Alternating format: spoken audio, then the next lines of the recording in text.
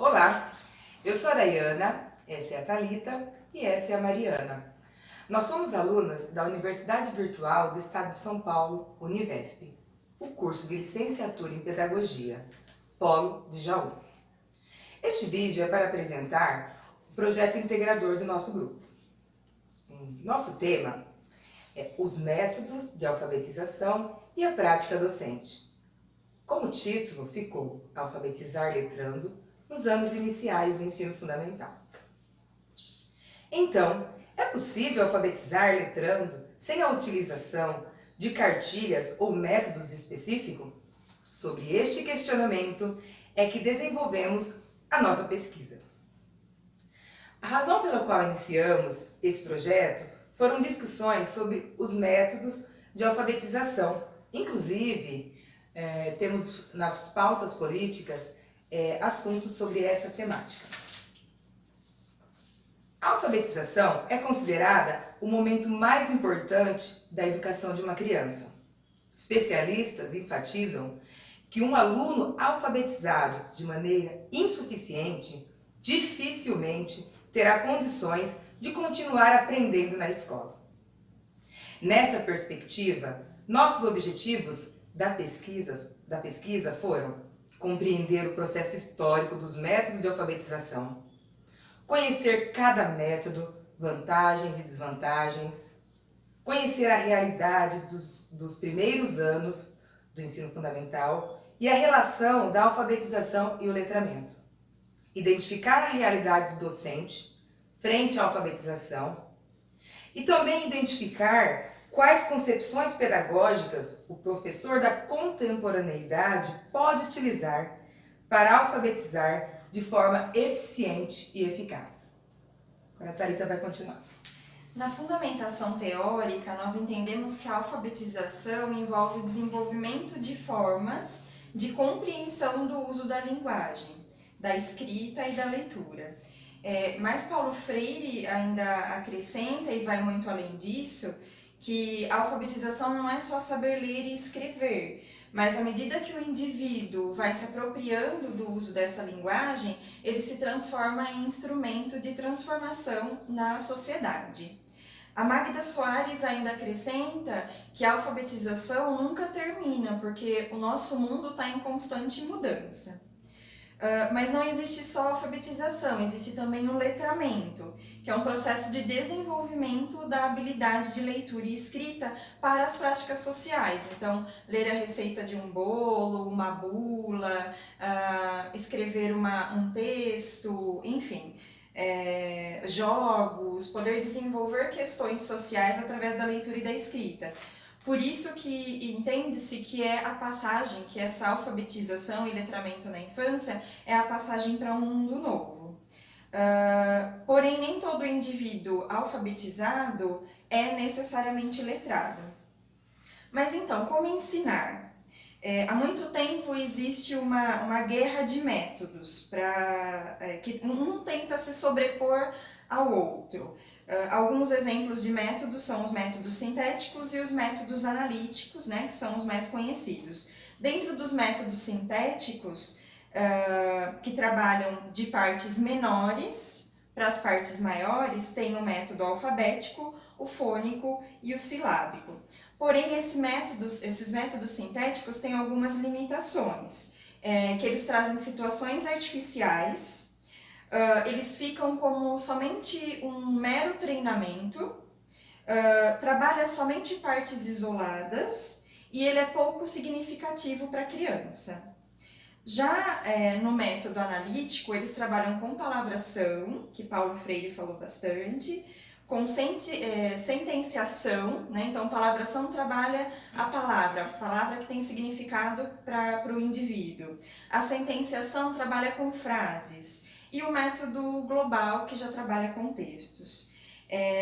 Então, eles trazem coisas que fazem sentido, trazendo uma leitura mais ativa. O sujeito como ativo nessa leitura e nessa escrita. O Piaget traz a concepção de construtivismo, que não é um método, e sim uma concepção de aprendizagem que instiga o aluno a aprender a partir dos seus conhecimentos próprios, da leitura que ele já tem de mundo. O foco é trabalhar a realidade do aluno, né? Se colocando como sujeito mesmo naquele texto. E aqui, nessa concepção, o erro é visto como um trampolim, não como uma coisa ruim, mas como uma forma dele se desenvolver melhor.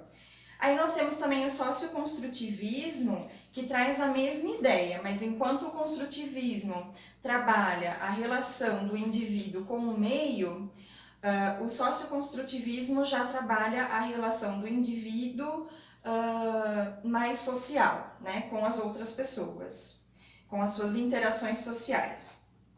Dentro disso tudo, os docentes, né, os professores, eles passam por muitos desafios, porque eles têm consciência de que não existe um método ideal, de que as cartilhas não são suficientes porque saem muito da realidade da criança, né, porque são cartilhas prontas, mas eles ainda assim sentem muitas dificuldades e têm muitos desafios para ensinar a leitura e a escrita.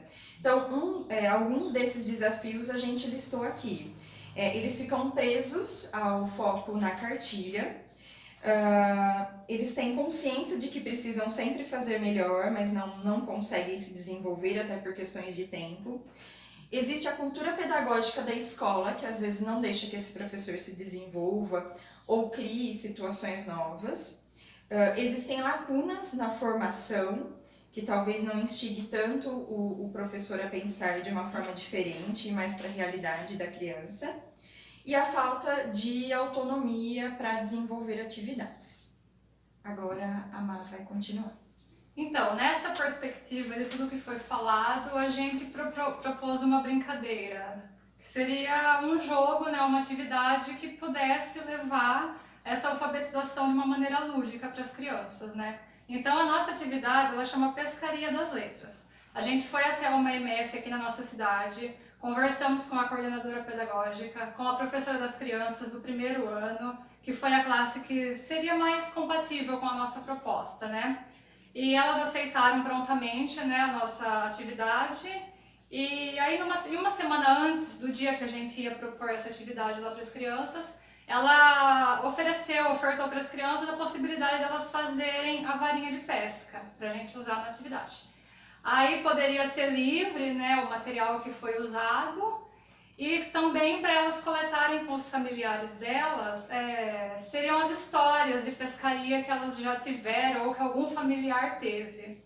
Então, no dia que a gente foi para aplicar a brincadeira, chegamos na sala, nos apresentamos, era uma sala de 20 alunos, aí a gente propôs que elas contassem pra gente, né, como que foi confeccionadas as varinhas. Então foi um momento muito legal, eles foram muito criativos, as famílias, eles usaram bambu, usaram madeirinha, pedaço de arame mesmo, encaparam, ficou bem legal.